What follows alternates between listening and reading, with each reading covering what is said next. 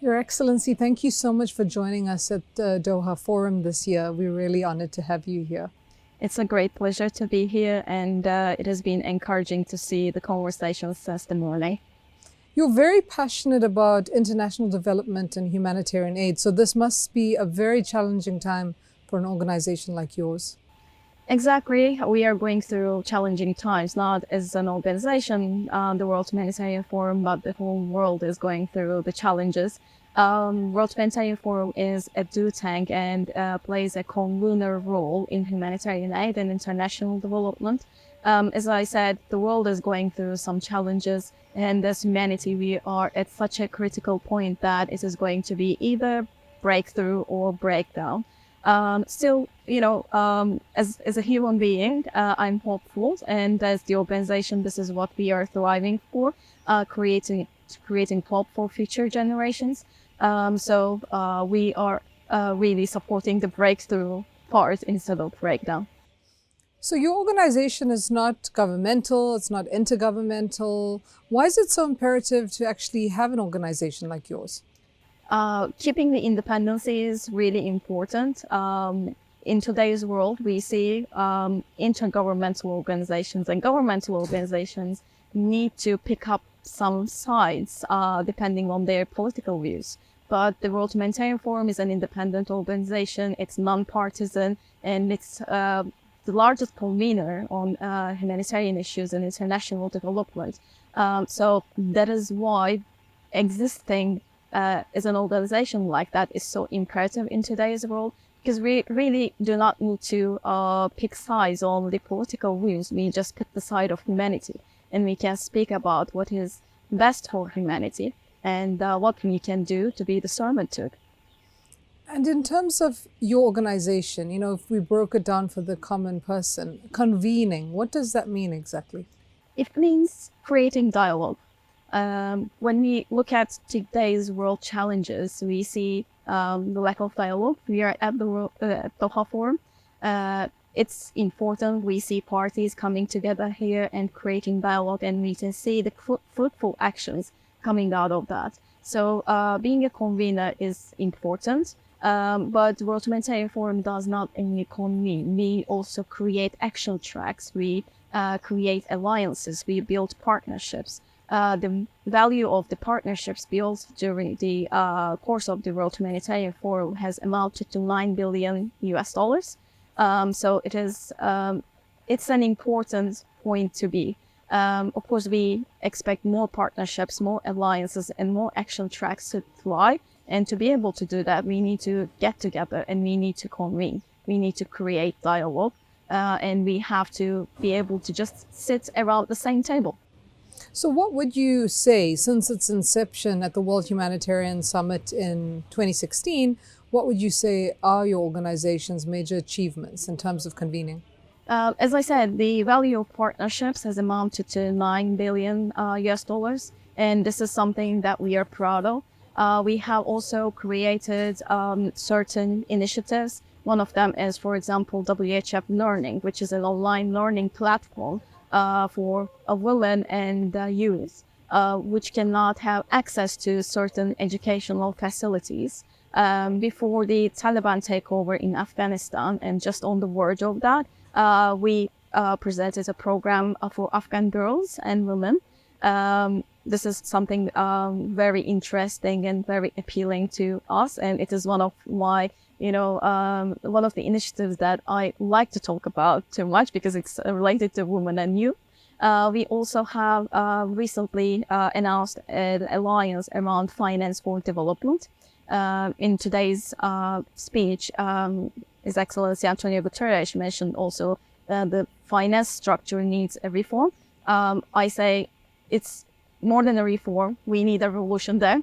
And to be able to do that, we are pushing forward, activities through that alliance. And more initiatives are going to be announced quite soon at the World Humanitarian Forum. So in a world fraught with political complexity around humanitarian aid, how can an organization like yours leverage technology to push the aims of the sector? Thank you so much for asking that question and bringing the use of technology into the light. It is, of course, very imperative.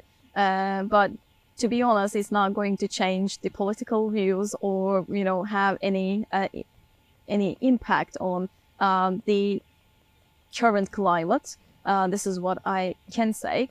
But there's a need, definitely, and this has been a conversation going on for a while. We need to transit from aid to development, and technology is going to help quite a lot on that, definitely. It has been the conversation around aid. For example, I was at the LDC5 conference this year, again, which was hosted in Doha at the beginning of this year, and there it was evident that Africa did not need aid. The main area that needed to develop was development. So investment into development projects is more required in today's world. So aid is kind of limited to, in our view as an organization, to conflict and natural disasters. Apart from these structures, then there is no need for aid. It's the development work that we need to focus on.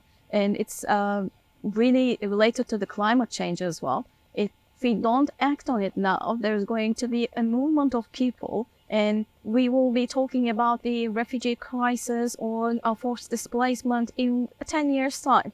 It's about, using the technology. It's about leveraging technology and implementing into the development world. And also here, I would like to mention about our mandate, which is called Fifth Revolution. As you know, World Economic Forum has a proposal around for industrial revolution, which is on technology, use of technology, AI, and it explains that it's going to revolutionize the world, which is a fact. But we call it as the fifth revolution because we say, yes, technology is perfect. It's going to aid humanity, but as long as we use technology for good. So in the Fifth Revolution Manifesto, we say everything that we do have to be for good, and it has to create a positive impact, and it has to really serve to the needs of the humanity. And also here, I would like to add the conversation around climate change. Once again, we are talking about saving the planet. Yes, we need to act on it now because, most of the time this was one of the humanity's obstacles that after certain things happen, we try to fix the mistakes of the past. But now we are on the verge of being able to act before something really happens. So it's about acting on it now. And it is imperative, it is needed, but most of the time in the planet conversation, in the climate action conversation, people are left behind. There is no really an impact or kind of conversation going around what climate change is going to do to people. I'm not saying there is no conversation. There is conversation, but it's very limited.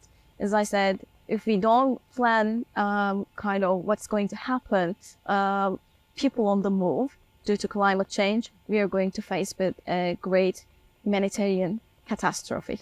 Again, we will need aid in that case rather than development. You mentioned there are people left behind, and you're very passionate about women's issues. Do you think women are still being left behind in various sectors, and specifically technology? Yes, unfortunately. I believe in the equity. There are not really things that we can be equal in everything. Women have certain things that could be leveraged, like empathy, like being compassionate. I think in today's world, we need more women leadership. This is what is lacking. Even on the political arena, we see very few women leaders leading the political views. In technology, in aid, in development, whatever we are talking about, I think there is more need for women to step up. And as I said, equity is something very important in this placement and in this journey. Can't agree with you more. Thank you so much, Your Excellency, for your time. We appreciate it. Thanks so much.